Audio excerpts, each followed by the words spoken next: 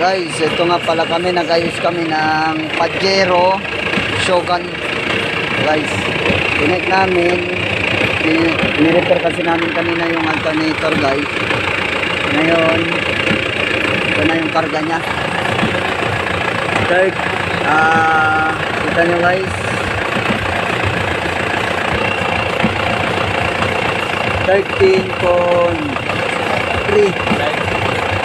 Okay na yung karga nya guys. So ngayon, troubleshoot pa din namin ito guys. Check pa namin to kung bakit siya nasira yung alternator na nung una.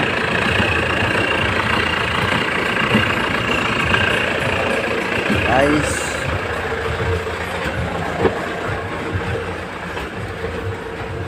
okay naman siya ngayon, walang check engine.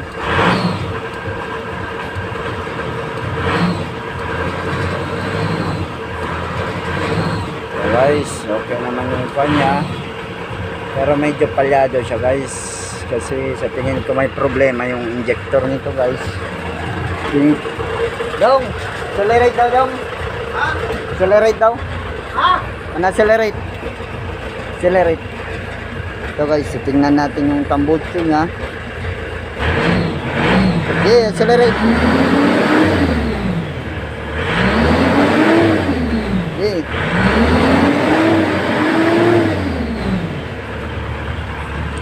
Medyo masakit sa mata guys, yung usok. So, sa tingin ko ito guys, may problema yung nozzle tip niya guys. Kasi may problema yung nozzle tip niya. Kit dong, apaganay si Ponet mga cover.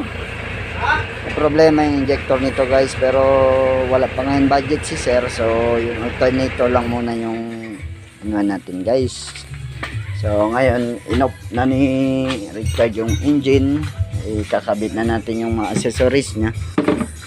Babalikan na natin to sunod guys pag may budget na si sir, kasi hugutin natin yung mga injector nya para ipakalibrate, kasi may problema yung nozzle tip.